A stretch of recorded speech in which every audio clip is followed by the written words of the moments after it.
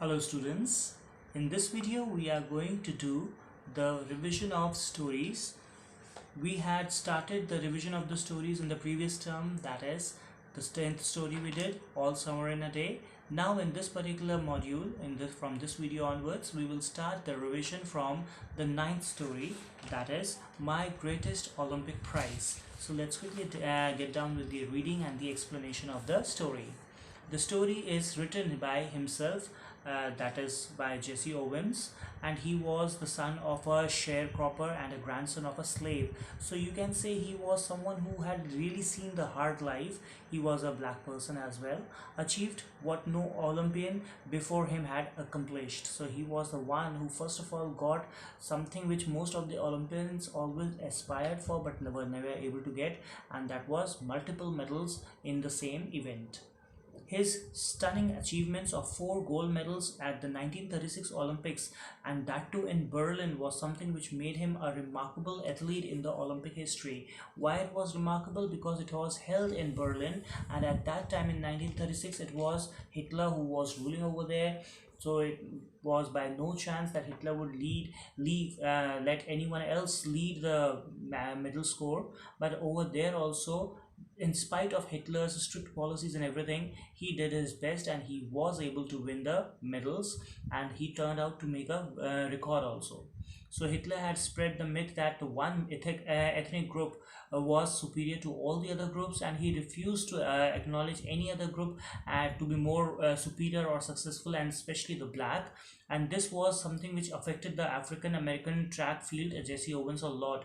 He was badly hurt by this particular kind of, in a way, discrimination, you can say.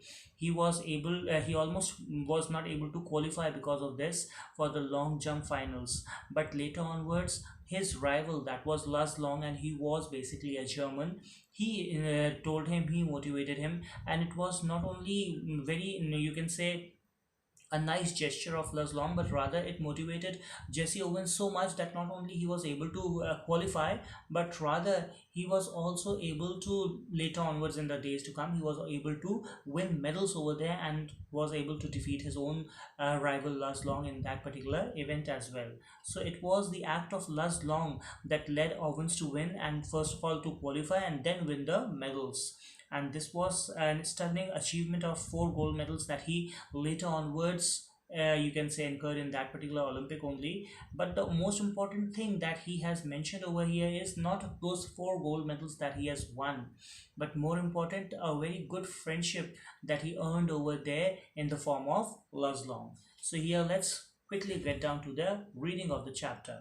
It is My Greatest Olympic Prize by Jesse Owens. It was the summer of 1936. The Olympic Games were being held in Berlin because Hitler childishly insisted that his performers were members of a master race. Nationalistic feelings were at all-time high. So it was on Hitler's insisting that it should be done over there because his particular athletes are of the superior race and nobody can defeat them. So he was in a way challenging the entire world to prove him wrong, and to come over there and have a participation in the events and see how they will be defeated by his superior race. So that was considered to be as a nationalistic feeling were at all time high. Everybody wanted to prove themselves that they were better, and Hitler wanted to prove everyone that his race, his Nazi race, his people are better than all the others. They are the master or the superior race. I wasn't too worried about all this. I had trained, sweated, and disciplined myself for 6 years with the games in mind. So he says, I was not worried about this, whether I'll be able to do it properly or not, because he said I had trained for it a long period of time. I had kept myself disciplined, practicing and doing everything that I required to improve my performance.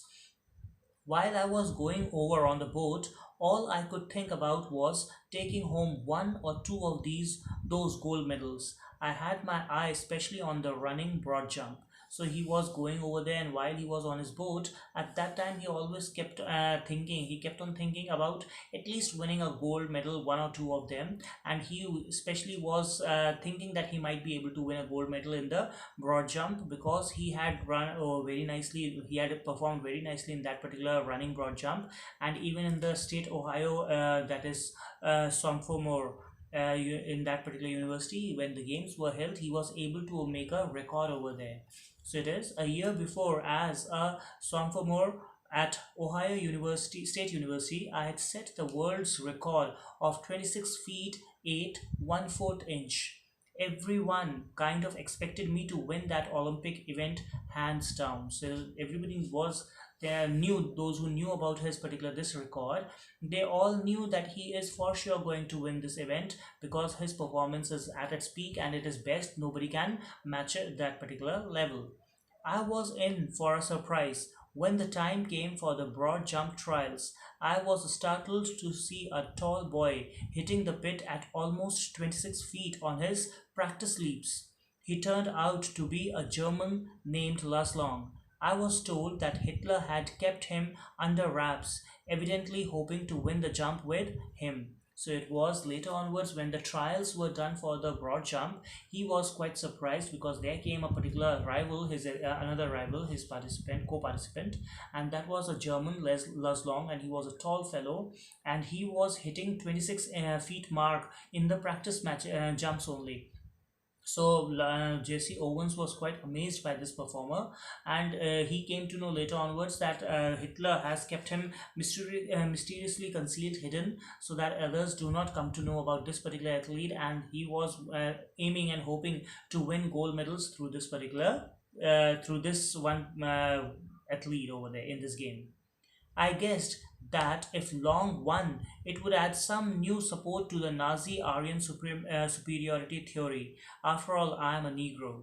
A little hot under the collar about Hitler's ways, I determined to go out there and really show Der Führer and his master race who was superior and who wasn't. So here Jesse Owens says that it was, if Lars Long had won that particular race, then it would have added more to the claim that they are the superiority race and the master race, and they have their better race. That means their better people are better than the others. So he was quite, you can say, full of anger, and wanted to prove his mettle, because he was a Negro, and he knew if he will not be able to win it, it will give this Hitler a particular claim to say that Hitler's people, his people, are better than the others, and obviously the blacks are not at all in competition. They cannot be considered to be worthy enough to be the superior race. So he wanted to prove himself as a better person, and that is why, instead of having a competition, it was more of a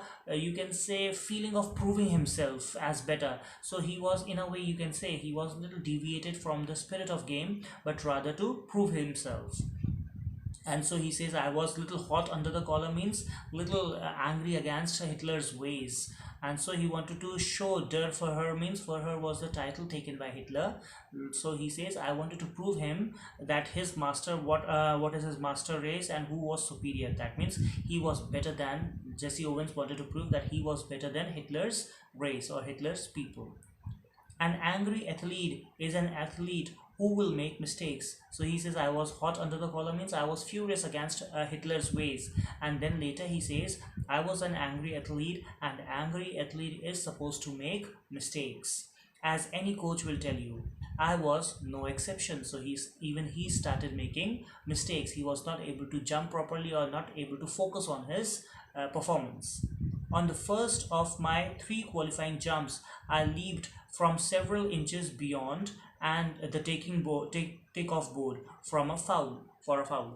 So it was, whenever you have a race like this or jump like this, you have a particular board, a particular place from where you have to take off, you have to jump. And if you don't do that, if you take a little step backward or a little further than that particular line, you are disqualified, or it becomes a foul. So he said, I did the same thing. By inches I had crossed that particular board, and so it was a foul on the very first trial jump. That was for qualifications. On the second jump, I fouled even worse.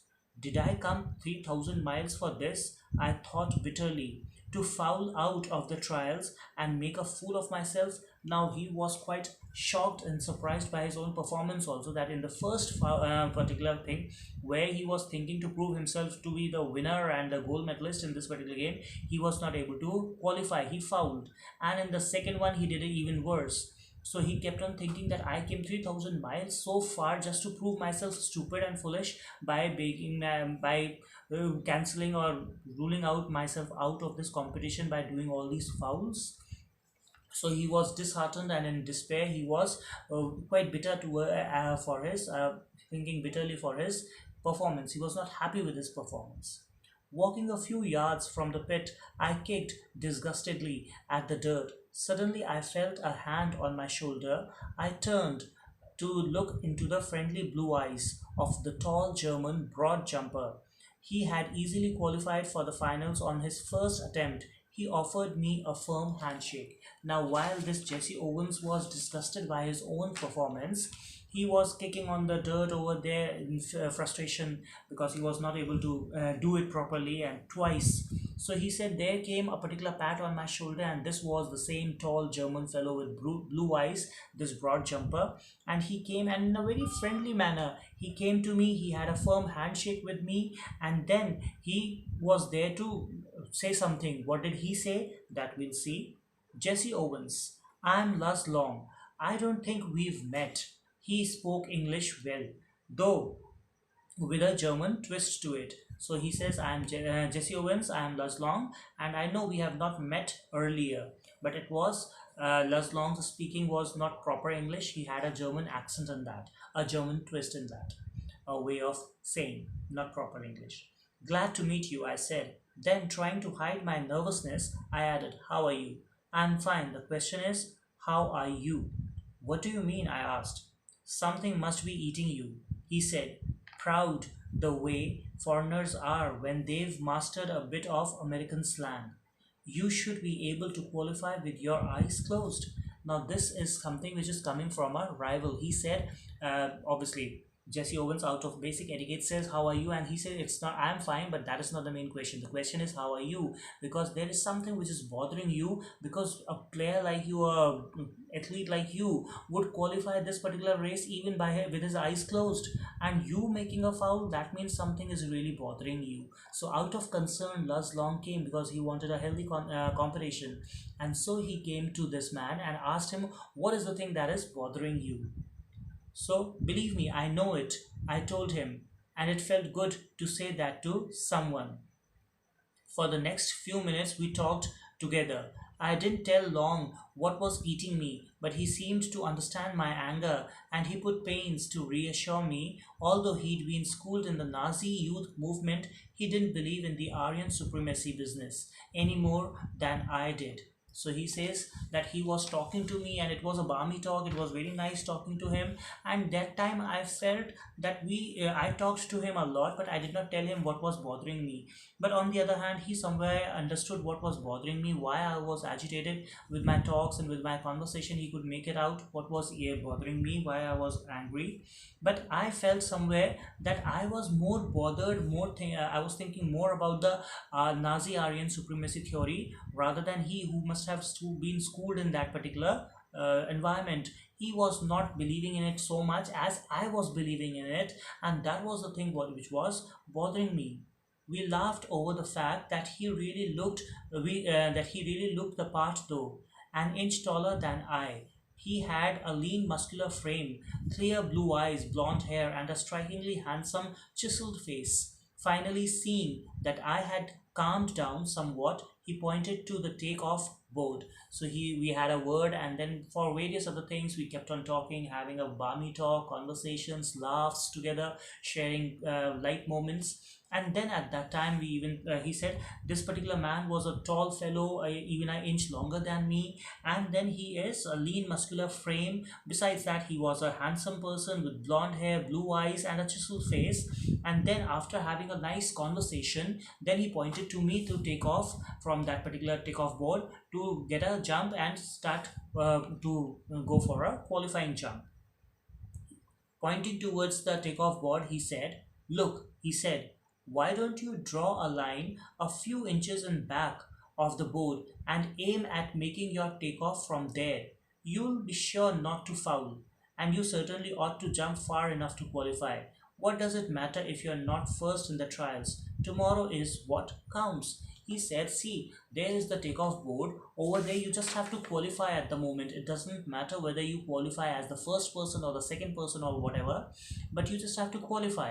So instead of making fouls in just in the attempt to be the winner and the first person over here today, it's better you make a line little inches before the takeoff board, and there from there you can take your jump, and it's pretty sure you are going to jump far enough to qualify yourself in the main event. And once you are qualified, tomorrow the main events will be held, and that is the day which matters the most. Today if you are qualified, you can practice a lot, and then tomorrow you can prove yourself by coming trying to come first or whatever you want to.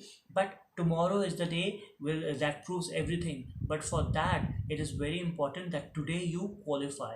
And this was a very nice piece of advice coming from a rival for Jesse Owens, and he really believed in it, and he really tried to do the same. So what happens next, that we'll do in the later part of the video. Tomorrow we shall be doing the next remaining portion of the story along with the revision question answers of the workbook. So with this we come to the end of the module.